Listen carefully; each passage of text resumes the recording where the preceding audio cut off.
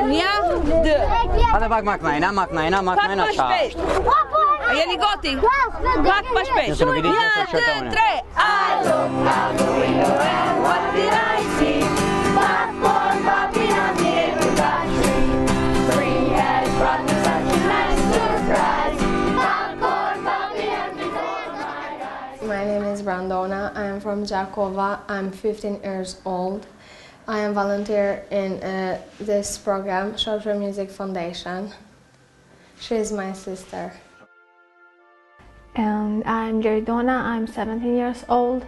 I was born in Jakova, where life's most difficult lessons were learned. I was so scared because I was so young, and I remember when they stopped my father. I remember something that really I always keep in my mind. When we went out of our garden, we heard, I told before that we heard some noises, and we saw the house burning, and me and my sisters said that we want to go back and die with them because we don't need life without them. But my mom held up our hands and just keep walking. So strange. It wasn't really so, but it seemed to be. Popcorn popping on the apricot tree. My name is Nita Bitsure. I am from Kosovo, and the city where I live is Jakova, and I am 20 years old. We had to live in one house with 37 people, and that with all of my cousins, and we had a basement where we would go and hide most of the time whenever we heard bombing or anything that was going on outside.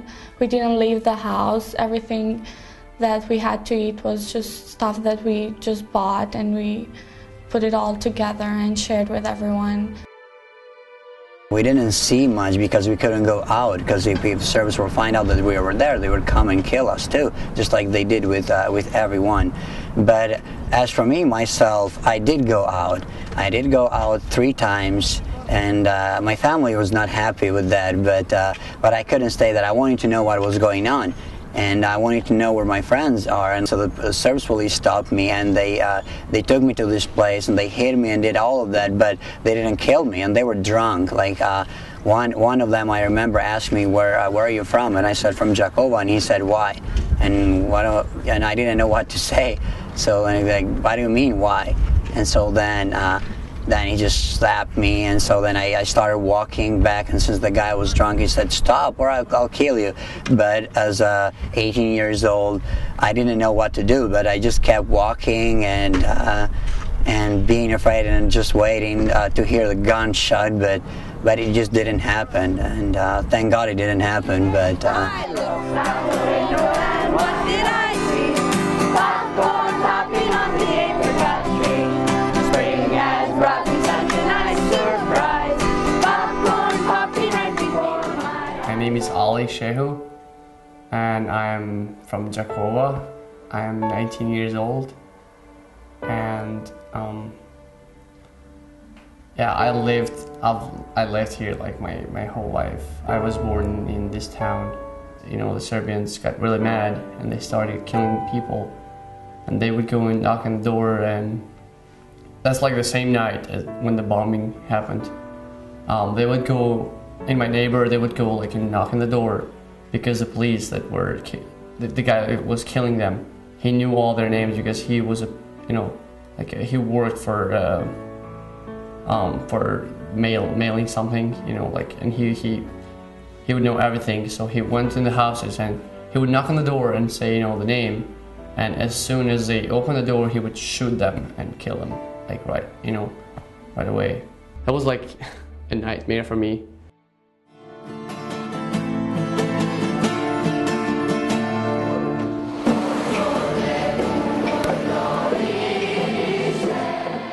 If you go back to the breakup of the former Yugoslavia, I think there was a lot of speculation. A lot of well-meaning people really believed that, after 40 or 50 years of being forced to live together, that probably a lot of that old hatred had passed away. And you would think, well, once the dictator who was keeping all this under his thumb leaves the scene, things probably won't be too bad.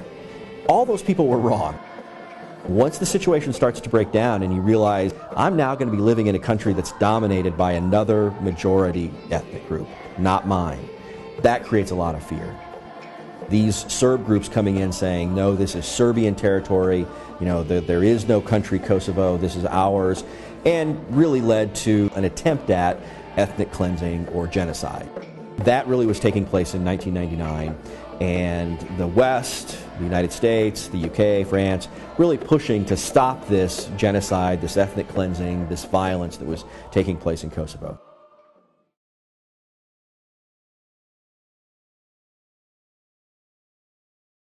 My fellow Americans, today our armed forces joined our NATO allies in airstrikes against Serbian forces responsible for the brutality in Kosovo. We have acted with resolve for several reasons. We act to protect thousands of innocent people in Kosovo from a mounting military offensive. We act to prevent a wider war, to defuse a powder keg.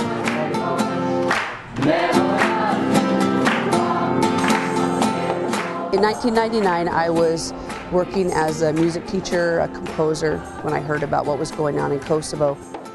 The Serbs had gone into these villages and forced the Albanian men and women to separate, and then the women and children were told to leave and to walk, and they weren't even allowed to turn around and look back and see what had happened.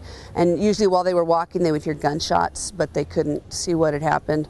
And then they were arriving in Albania and Montenegro and Macedonia, and they were living in these camps, and they didn't have anything but the clothes on their backs. And the conditions in the camps were just horrible. And so I thought, well, I'll go help out for a few weeks. And I started contacting instrument manufacturers, and I ended up going with about $5,000 worth of instruments that first time. When I got here, everything was destroyed. The roads, the schools, the houses, everything.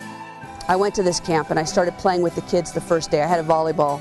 So I said, okay, if you promise me that you won't fight, that you won't talk when I'm trying to teach you, and that you'll practice, I'll teach you a music class. And they said, we promise, we promise. Well, those boys ended up being the best music class I've ever taught in my entire life. If one of the guys started trying to talk, the other guys jumped on him before he could even get a sentence out of his mouth. Well, the program helped me a lot because I was busy, doing music, and I didn't have time for other stuff. Like, I didn't have time to think, hey, I'm gonna kill this Serbian or something like that. I just, I spent all my time practicing with instruments that she gave me because I was really excited, and the songs that we were doing, so it helped me a lot, like to forgive, some part of the war. To choose music as, as an instrument to teach kids peace. It started with one person, and it became, this big, so that it means something. It changed many people's lives, especially us, the volunteers.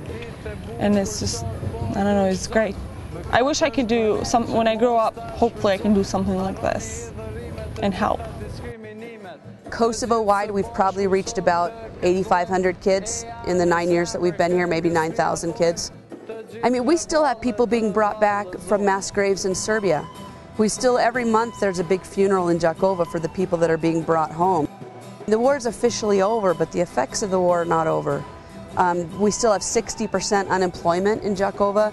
Teen suicide is very high Kosovo-wide. We still don't have good water. We still don't have good electricity. I mean, those are just physical things, but the emotional needs here, I think in some ways they're bigger than they used to be, and you can't just go in and fix it and then leave. You leave a huge hole. It's so much better to prevent a problem than to just clean up after it, and staying is preventing future problems.